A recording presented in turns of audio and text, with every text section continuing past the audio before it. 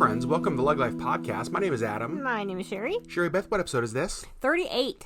38 episodes, and we have not missed one. I'm so proud of us. I know. So I want to let you guys know, for this episode, I poured myself a fresh cup of coffee right here. With some bourbon in it. Here's why.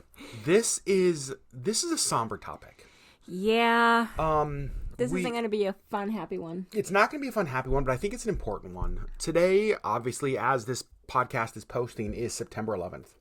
And it is kind of a big one because this is the 20th anniversary of 9/11. Yeah. A huge event, not only in the world, but in both of our lives. Yep. And we thought... Life-changing. Yeah, completely. Life-changing. And so for us, we thought, you know what? I don't know that we've ever shared our 9/11 stories. Like your experience with 9/11, my experience with 9/11. Yep. Just kind of our thoughts on what the world was like during that time and after that time. And just sort of thinking back about it today, 20 years later. Yeah. And so we thought, you know what? Today feels like the most appropriate day to do that. And so this is going to be a little bit just kind of a story time. It's not necessarily us deep diving into a topic. It's more telling you about our experience around one of the most, horrific, scary, world-changing events of our lives. Yep. Sherry Beth, I want you to go first. So September 11th, 2001. Yep. How old were you? Where were you? What were you doing? Like, kind of set the scene, as Sherry coughs, set the scene for where you were on September 11th, and then let's get into what that day looked like for you. All right. I was 19 years old. Okay. I was a sophomore in college. Mm-hmm. I was attending Bethel College, which is now Bethel University, in Mishawaka, Indiana. Okay. I lived on campus. I had a roommate named Alicia. And I was taking classes off campus at Ivy Tech, which is like a vocational school. My major was interior design. Okay. So Tuesdays and Thursdays, I had my Ivy Tech classes off campus. Yeah. September 11th, 2001 was a Tuesday. Yes. And so my classes at Ivy Tech didn't start until I think like 11 a.m. And I don't think Lish had any early morning classes either. So it was a day that we both kind of slept in. Mm-hmm. And so I remember shortly before 9 a.m., our phone ringing in our dorm room. But this is like back in the day of landline phones. This is landline phones, right? I actually don't think I even had a cell phone at the time. Okay. I think Alicia did, but anyway, so our landline, our dorm room phone was ringing. And I was on the top bunk, and so I could reach the phone easiest. And I just remember the phone ringing. I'm just thinking, who is calling me like before 9 o'clock in the morning? Like, totally. Just, our schedules, stop calling.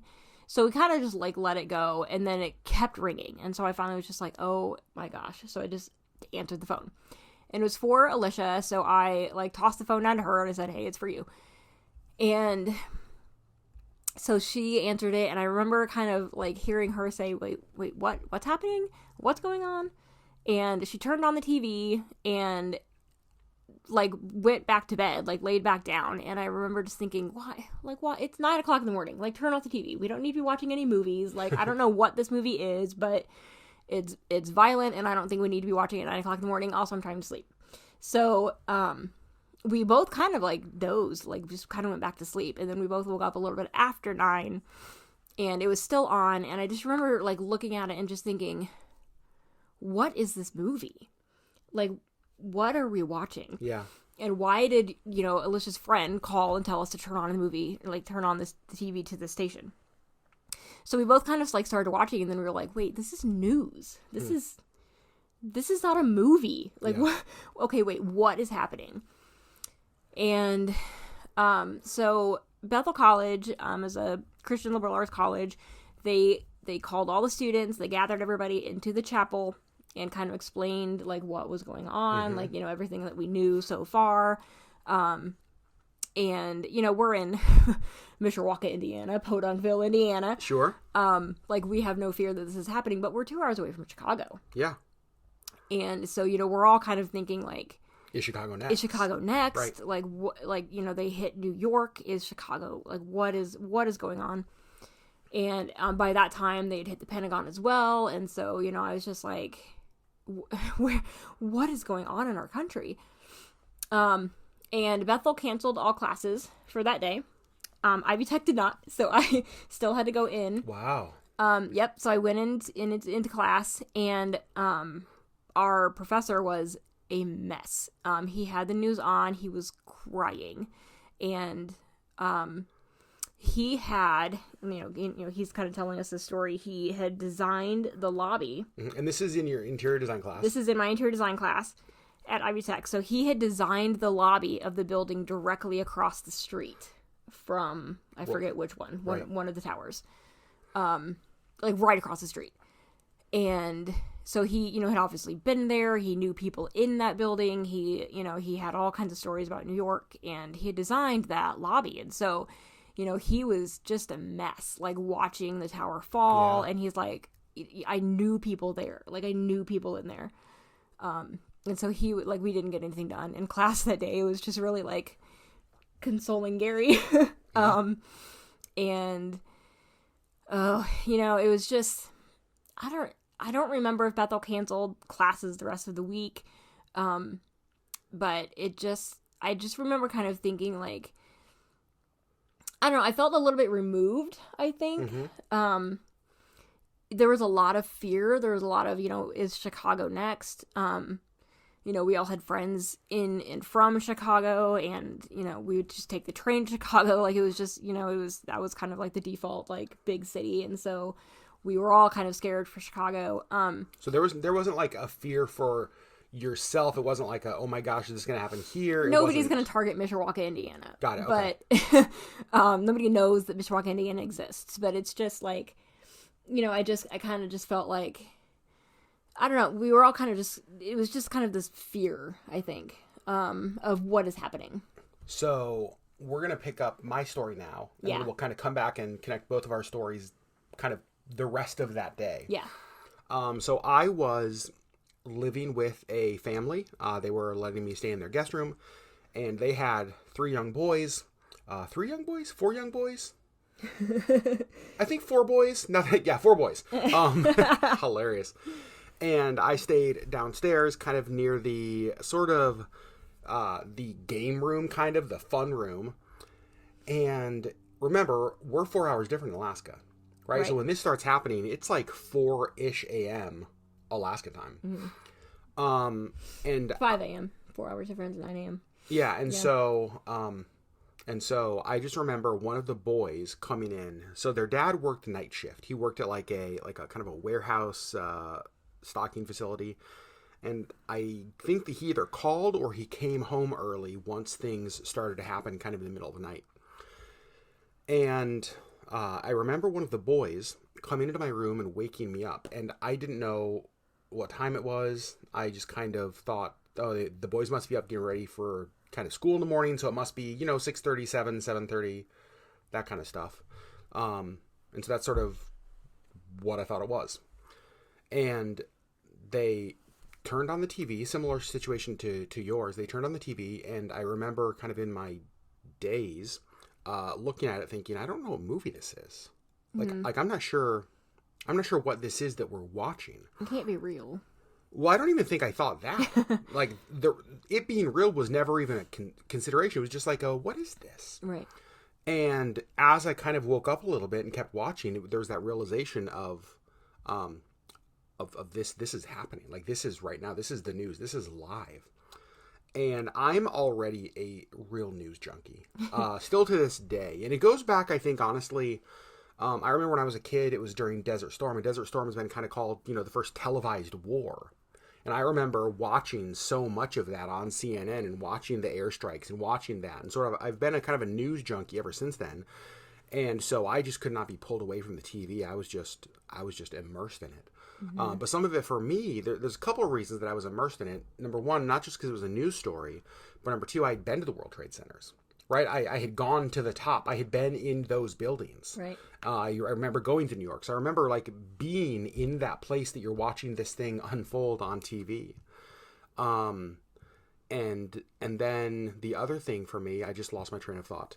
The other thing for me, the other thing for me was in Anchorage, you would think, well, kind of like Mishawaka, who in the world's going to attack Anchorage? Right. But we actually had a scary thing happen here. If you guys remember, nobody knew, are there more planes? What's happening, right? Is this it? Or what's next? And all that we heard, the first thing I started hearing was that they were evacuating buildings in downtown Anchorage. Like the tall buildings. I'm like, wait, what's going on? Why? There was a Korean, I think it's a Korean Air jet that was flying from, I don't know, somewhere in Korea or Asia, flying to Anchorage. And as they were kind of sending out these pings that, these attacks had happened in the United States, the pilot or the captain of that plane responded. And in his response, there were 3 letters. There was HJK, which is apparently a code for hijacking. Mm-hmm. And that obviously raises some concerns. Right. And then there was a lot of miscommunication and uncertainty around what was happening. And so you have this large plane flying in from a foreign country. And the captain has indicated there's a hijacking on 9/11. And so for a while, everybody thought, oh my God, there's a plane coming here. Right. And so downtown was evacuated. They were getting people out of there. And it was so eerie because if you've ever been to Anchorage, there are almost always planes in the sky. Like there's small commuter planes, there's large jets, there's cargo planes. There's just like Anchorage has a really busy airspace. Mm-hmm. And I remember walking outside kind of late morning, early afternoon, whenever it was. And you could stand there and it was completely silent except for fighter jets. The military base which are not silent. The military base had scrambled their fighter jets because of kind of what was going on. And so the only thing is you looked up, you didn't see chemtrails from big planes. You didn't see small planes, going out sightseeing, none of that kind of stuff. You just saw fighter jets. And I remember thinking like, oh my God, what is happening? Right. Now the Korean Air story is actually kind of a crazy one. They end up escorting it with like F-15s and they landed it in Canada, I think in a kind of a rural town in Canada. But both the United States and Canada had given orders that if they didn't comply to shoot it down, which is insane. That's crazy. It ended up being like just a miscommunication issue, which is what a crappy day to have a miscommunication issue. Not the day to not know your codes. Wrong day. And so, but it was just so scary. I mean, I was born in Connecticut. I knew people that worked in the city. New York City was 90 minutes away from where my family lived. I knew a lot of people that, sort of were living in New York City or friends even from high school that had moved to New York City. And so it felt close to home in New York because I had been there, but it also felt close to home here because there was so much uncertainty with the plane coming in. Mm-hmm. And so that sort of gets us to the next part of the story, Sherry. So you realize the attacks are real. You've seen it on TV. The buildings have crumbled. Mm-hmm. What was next for you? Like what then? Well, so then it was kind of a waiting game. Like I kind of felt like, they, the two towers were hit, and then the Pentagon, and then the plane went down in Pennsylvania. Mm-hmm. And so, especially with that one in Pennsylvania, I felt like it was like, how many more are out there? Yep. And is anywhere safe? That's right. Yeah, exactly. And I was telling Adam earlier, I feel like there was a little bit of disconnect for me. It was this awful kind of terror, but the same kind of terror as like Columbine and Oklahoma City, and like those kinds of horrible things. Yeah. I didn't personally know anybody. Yeah. In New York. I didn't personally know anybody from New York. It was this iconic place that I'd always wanted to go, but I'd never been. Yeah. And so, there was a little bit of a disconnect there for me. It was still kind of this awful, like, what is happening in our country? Mm-hmm. And I also I remember this whole big feeling of everybody coming together, like this whole unity kind of thing. Like the entire country rallied, like we are Americans and we are together, and moving ahead 20 years, that's not the case anymore. But at that point, it's just, that's really what happened. Like, the entire country kind of came together. That was one of the things we talked about at dinner, is that, so that's one of the things that I remember the most was obviously those images of Tuesday morning, September 11th will, for the rest of my life, be burned in my head. Right? I will never forget where I was, what that was like, the feelings I felt. I will never forget that my whole life. Right. But I also will never forget the days that followed and what happened. The fact that you saw American flags pop up everywhere, and all of a sudden, like, political affiliation and party and race and all of that stuff, religion seemingly didn't matter. Right. Right? Because we were all Americans. And that's what mattered. And what we were talking about at dinner is, it's so interesting because let's fast forward 20 years and we're in the middle of a very different kind, but another tragedy, right? We've been in this for 18 months into COVID. And if you remember back to 9/11, it consumed every headline, every news story, every conversation, everything for an entire season. For a long time. Yeah, it's like that was what everybody focused on. In the same way that we've been experiencing COVID. It feels like it consumes every conversation, every headline, every news story, everything. Yep. Yet after 9/11, it felt like that drove us to be united, even if it was only for a brief point of time. And I also do want to acknowledge, I know that wasn't everybody's experience. I know that there were a number of instances of people who experienced significant hatred after that because of their religion, because of their race, because of where they were from. Yeah. So this was not everybody's experience of unity, right? A lot of people were treated very harshly because of ignorance. Extremely unfairly. Extremely unfairly. But it seemed like a lot of the country did come together. Yet today, in the middle of this, I don't think we've ever been more divided. Right. And so 20 years ago, something that consumed our entire lives brought us together. 20 years later, something that has consumed our lives in the world has driven us apart, to the point where Sherry and I both agreed as we talked about this. When I look at a post 9/11 United States, that country is hard to even recognize today. Yeah. Like, unity and togetherness and this, like, commonality and this sort of shared experience that brought us together. The hashtag never forget. Like that, it feels we are so all foreign. together in this. It feels so foreign these days. And you have to wonder, can we ever get back to there? Right. And genuinely, I don't know. I don't know either. I honestly don't know. Yeah. But that is one of my favorite things I remember after 9/11 was what it did sort of for the country, the feeling. One other thing I told Sherry that I hadn't thought about, one thing I love about Alaska is that we are the kind of people that, I don't know, maybe it's because we go through hard things together, right? We experience super cold weather, lots of darkness. Earthquakes. Like, we just kind of go through this hard place to live and we do it together. And so there's this common bond between Alaskans where there's sort of this Alaskan unity. Mm-hmm. We help each other. Even if we're different, we respect each other. For the most part, again, that's changing. Yeah. And it felt like after 9/11, the rest of the country got a taste of what we experience here in Alaska. Yeah. Like, one of the things that I love about Alaska, the sort of commonality, we saw that. Yeah, and we're all family. We're all that's exactly right. We're all family. No matter our differences, we have this one thing together, and it's red, white, and blue. Gosh darn it, right? And so Sherry, what do you remember? Think past the day 9/11, like the way things changed for you. I remember we were talking about, like, a flight we went on. Yeah. Like, how have things been different since 9/11? Well, so I think I think it didn't really hit me really how much this had changed life until the first time I actually traveled.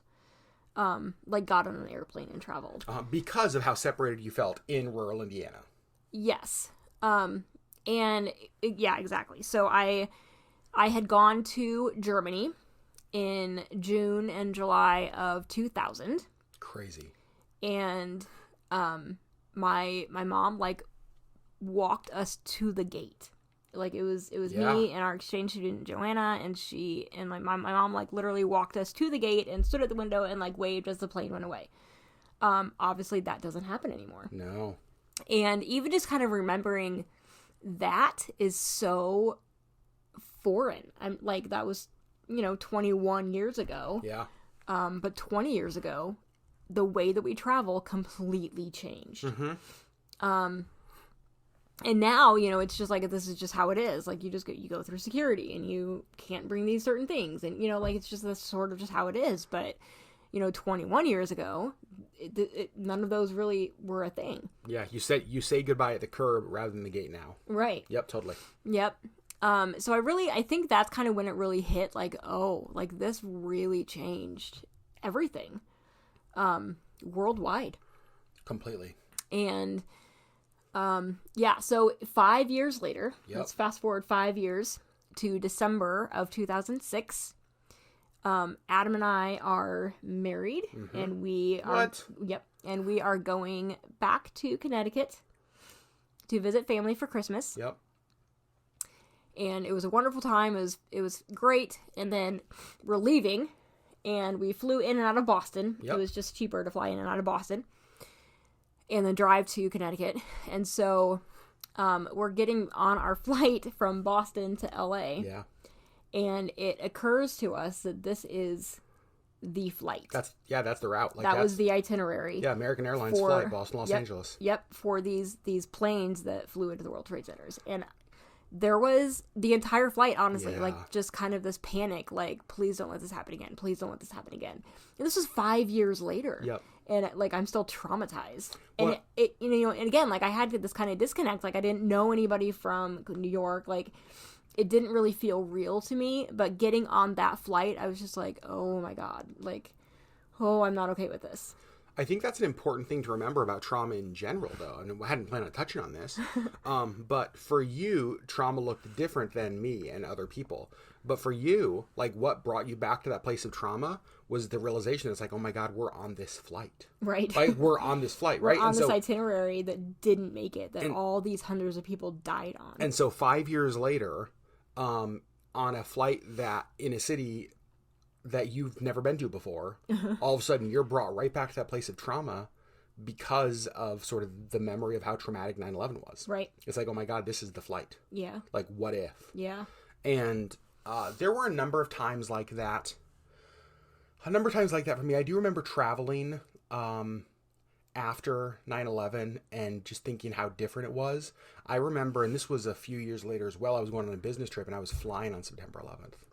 And I just remember looking down at I had like the printed boarding pass back then, right? I didn't have like a phone boarding pass. I remember looking down at my printed boarding pass and seeing September 11th and then whatever year I was flying. Right. And sort of like sitting there at my gate and almost just unable to take my eyes off of those dates, like those words on a boarding pass. Right. You know what I mean? Like, there was something to me that was just like, I couldn't stop looking at it because it was just like... Because, again, hundreds of people had looked at that same date on their boarding pass and didn't make it. Didn't make it out completely. Alive. And right. so... Never got back off of that plane. So it's interesting to me how often and the kind of things that can bring us right back there. Yeah. To that moment. Yeah, gosh, it's so crazy because I remember...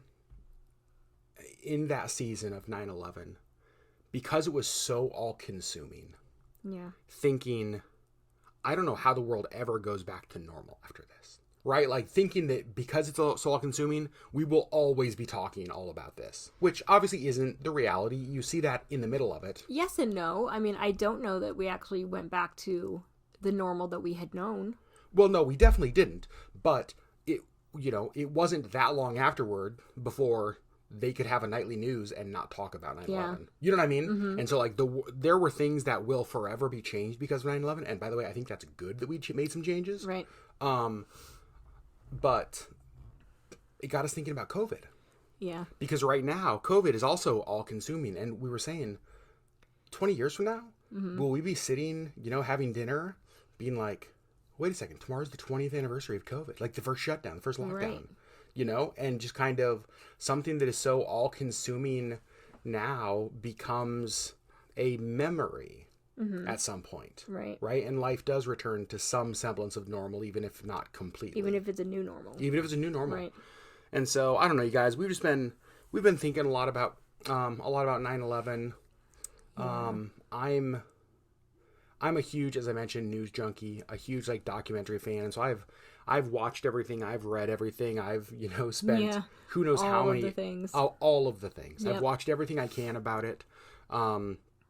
And to me, I still think, even with COVID, I still believe 9/11 probably the single most memorable moment, and memorable not obviously being a good thing here, that's ever happened in my life. Infamous moment of my life. Yeah, I think so too. It felt like we were in a movie. Yes, and this is where I'm going to kind of contrast it to COVID, in that COVID has been this 20-month long so far ordeal, and it's horrific in its own way. But I feel like what you said, like that was a moment. It was a moment where we watched on a TV. For us, some people saw it live. People in the streets in New York actually watched this with their own eyes. Yeah. The towers get hit and fall. Yeah. And I think there was a moment where I knew everything is changing. Yes. And with America's under attack. That's right. And we had never in our life seen that. Right. And even with COVID has been, like, I couldn't tell you a single date or a single point when I was like, oh man, this is when COVID changed everything for me. March 20th. For you? 2020. Well, that's when we went into lockdown. Well, that's when we went into lockdown, but it's like, it had been a huge news story. It had been a huge news story for a couple of months prior to that, but I think like that actual, like, we are going into, Anchorage called it hunker down. We're hunkering down. Yeah. I think that was kind of the moment for me that I was like, oh. Yeah. Like, oh, wow. Okay, here we go. But because we sort of had like this lead in into that moment, yeah, that moment isn't as poignant as like September 11th. I agree. Right? That morning, that specific time, we are watching this building crumble to the ground, and oh my God, how many people are in there? Right. Right? And I just remember the initial news reports. They're talking about the number of people who worked in that building when it's at full capacity.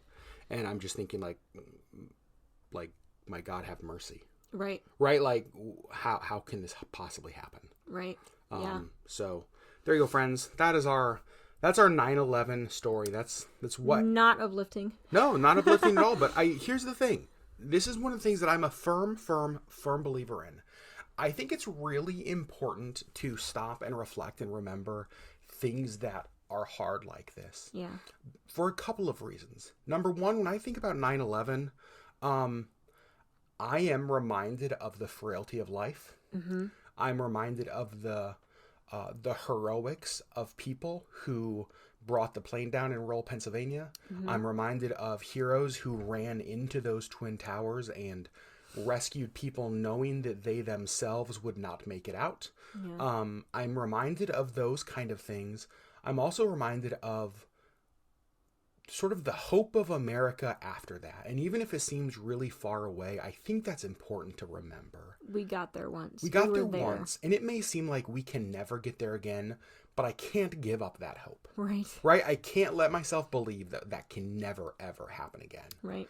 And so I just hope it doesn't take something worse than 9/11 to get us there. Oh, gosh. Right? You know what I mean? Yeah. That's my hope, is that we don't become so calloused to each other. So intolerant of anybody who's not you. That it takes something even worse than 9/11 to get us back. Yeah. So friends, thanks for listening. I don't even know the question to ask. And so you know what? This week I'm not going to ask a question. I have a question. You do? I do. Let me hear it. Over on our YouTube, yep, LeggLife Podcast channel, I want people to tell their stories. Their 9/11 stories? Where were you? Oh. What's your memory? How old were you? Where were you? Where were you? What do you remember? That'd be interesting. If you want to share, if it's, some people it may be a very traumatic day. Yes. So share what you are comfortable with and what is healthy for you to share over there. Again, you can search LeggLife Podcast over on YouTube. That is kind of where we interact with all of you guys. Yeah. But today is the day, September 11th. If you are listening to it on that day, take some time and love the people that you are with. Be thankful for them. Don't take things for granted, because if 9/11 proved anything, it's that even a beautiful sunny day in New York can end in ways that we don't expect. So love your loved ones. Let them know that they are loved. Yeah. And if you're listening to this, here's the thing. If you're listening to this any day after, still do that. Yeah. If you're listening to September 12th, do it. And also know that you are also loved. 100%. It's important. So, friends, love you guys a whole bunch. Thanks for being a part of the LeggLife community. Thanks for listening to the podcast. And we will see you guys next week with our 39th? With our 39th. We're almost to episode number 40. It's true. So crazy. All right. Bye, friends.